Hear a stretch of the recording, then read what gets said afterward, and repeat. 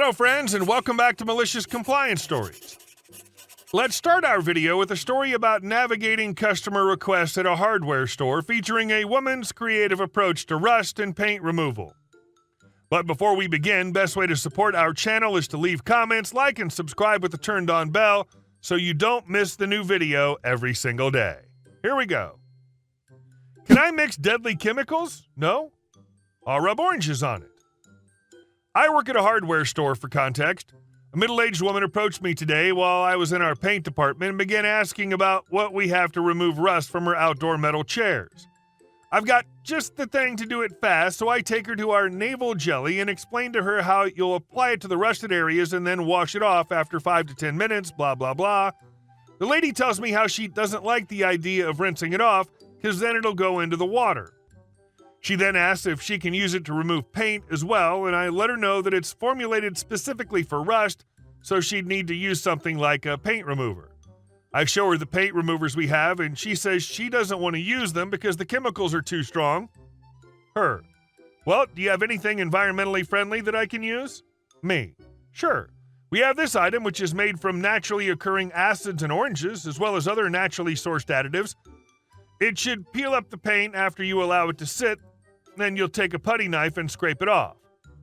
Her: well, can I just scrape the old paint and rust off instead of using chemicals because I don't want to use them? Me: for the paint, you could try to just scrape it off and the rust could probably be sanded down to the bare metal, but that's a lot more work. Her: well, what does bare metal look like? Because I've already tried sanding it off. Me: depending on what kind of metal it is, it could be a light or dark silver color, and it'll probably look rather dull. Her: oh, okay. And is there a tool I can use to scrape it off? Me: you could use a putty knife or sandpaper. Her: no, I mean like a power tool. Me: well, they have sanders that are in power tool variants. Her: oh, I don't want to sand it though. Are you sure there isn't anything else to remove the rust that's safer so I won't have to rinse it off? Me: for the tight spaces that you can't sand or scrape down to bare metal, you'll probably need to use something like this navel jelly to break down the rust. Her: oh well, I really just don't want to rinse it off, because then it'll get in the water that'll be recycled and cleaned, then we'll be drinking it, and I don't want children drinking that. Me: I know it really sucks, but other than this, you'd have to look online for home remedies to remove it. Her: well, I tried that and used vinegar, but it didn't clean it, and I just can't find anything that works. Do you think if I mix this navel jelly with the citrus paint stripper that I could use them and it would make the navel jelly less toxic? Me: no, ma'am. And you'll definitely not want to mix any of these cleaning products as it could cause a chemical reaction. Her: but the citrus one is organic. It should be fine. Me: even though it's sourced from more natural items like oranges, it still has enough chemicals to peel off paint, and mixing that with the navel jelly could be very dangerous. Her: oh, okay. Well, maybe if I just buy oranges and rub them on the chair, it'll get the paint off. I'm just going to keep looking. Me: okay, have a good night, and good luck with your project. She then stood there for about 15 more minutes before consulting another employee and leaving afterwards with the navel jelly and the citrus cleaner. I really hope she didn't bring them home and mixing them up, expecting one to cancel out the chemicals in the other. Sometimes I'm in awe of how customers think. Sorry if this was boring, I just thought this was so absurd I needed to share. What kind of answer was she hoping for exactly? Squeeze some fruit over the chairs and let it evaporate away, taking the paint and rust with it? That's about as likely as getting rid of it with harsh language. And our second story. I bought a homeless man a meal, and he decided I needed to do that every day. So for some context, I worked in a smaller restaurant. I'm a college student, and I'm absolutely in love with my job. I was coming in around 6 a.m. one morning, through the back as usual, and I see a man walking down the street behind the restaurant. I was going to keep going inside as it was still a bit dark out, and my county has many sexual assault incidents. Something told me I couldn't just leave this man be, so I walked towards him a bit and asked if he had anything to eat this morning. He said, "No, dear, I do not." So I told him to come around the front entrance of the building and I'd treat him to some breakfast. After I got clocked in, stocked the bakery, opened the doors and such, he hadn't come in yet. About 30 minutes passed, and I was sad for a while. I finally saw him come in. I gave him a menu and some water while we got his food ready. He got a breakfast burger, hash browns, and a muffin. He left when he was finished eating, and I smiled the rest of my shift because I was able to feed a man that morning. The next day came. I opened at 6. Did everything as normal when he came in around 8. I was surprised to see him, and he ordered the same thing. Part of me did wonder if he expected me to pay again, but I pushed it aside as I cleaned some tables and waited on his order. I got it ready and told him the total. His tone went sour. CB, it costs money? Me, yes sir, it's total amount. CB, but you paid for me yesterday. Me, yes I did. I try to be nice and do good deeds, but I can't afford to do that every day. CB, that's ridiculous. You expect me to pay total amount? Me, yes I do. You ordered the food.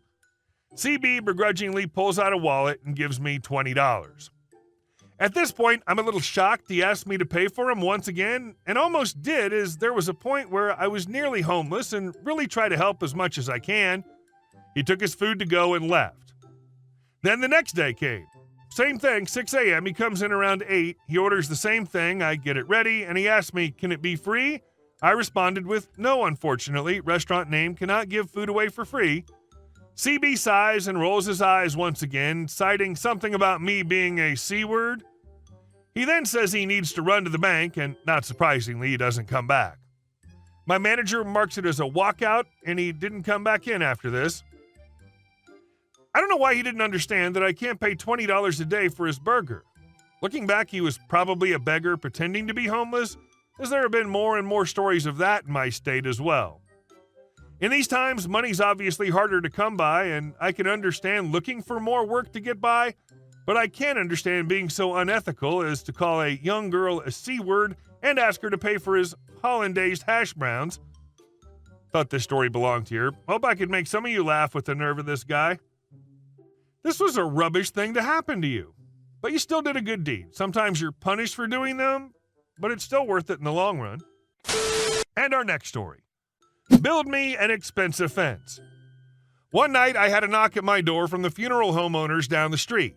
They told me that they had just bought the property between us and were going to demolish the house to build a parking lot. They said that they wanted to build a nice vinyl fence between us and that they would pay for everything.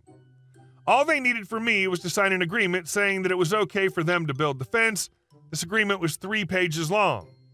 I told them that I'd be happy to take the agreement and read and sign it tomorrow because it was already 9 p.m. They told me that they couldn't leave the document with me and that I had to sign it right now. I responded that I don't ever sign legal documents without reading them completely and that I don't have time right now to read it. Then suggested they mail me a copy. After this, they got very pushy and told me that I have to sign it and that I have to do it right now. At this point, I told them to get off my property and slam my door shut. I did some research, and city code required them to build a very specific type of fence because we had 2 different zonings of property next to each other. A bit later, they built a foam core concrete fence that was 8 feet tall. It looked good, and to the untrained eye, it looked to meet the requirements of the city ordinance.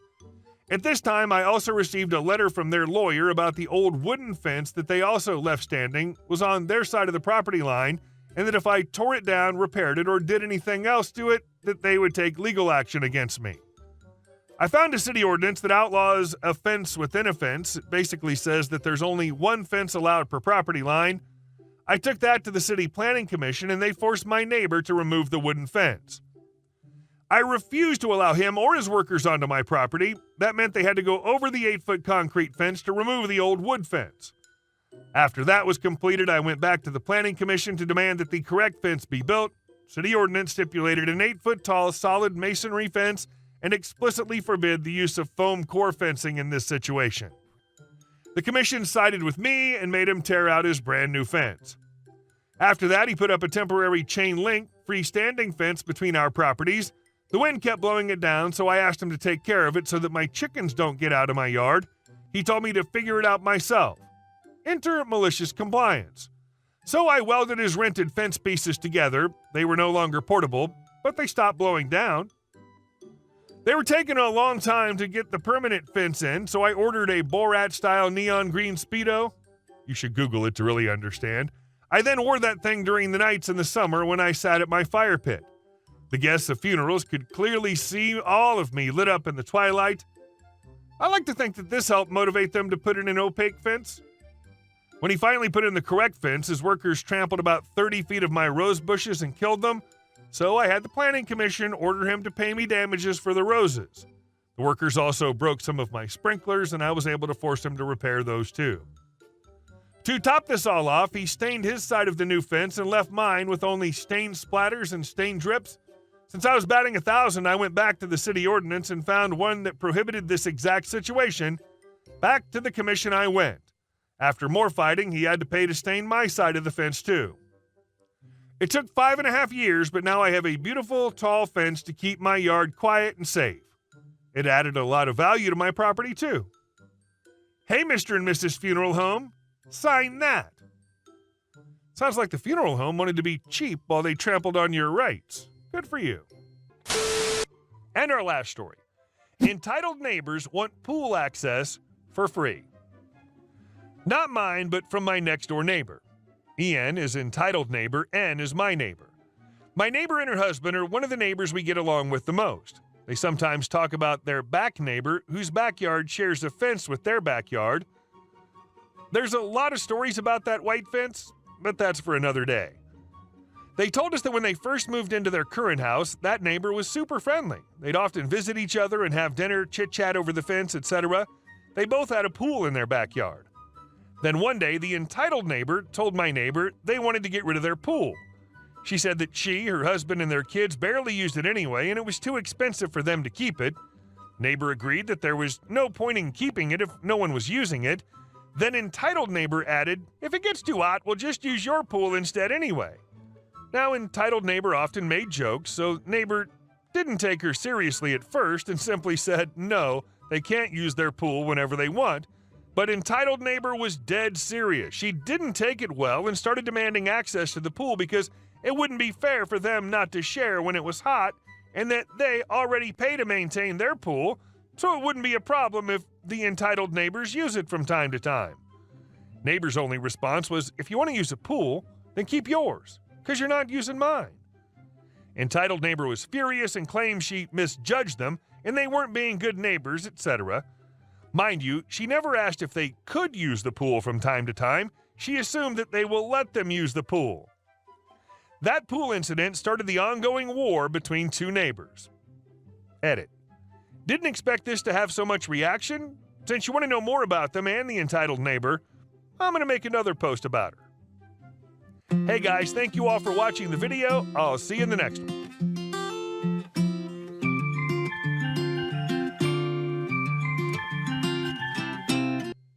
Hey guys, thank you all for watching the video. I'll see you in the next one.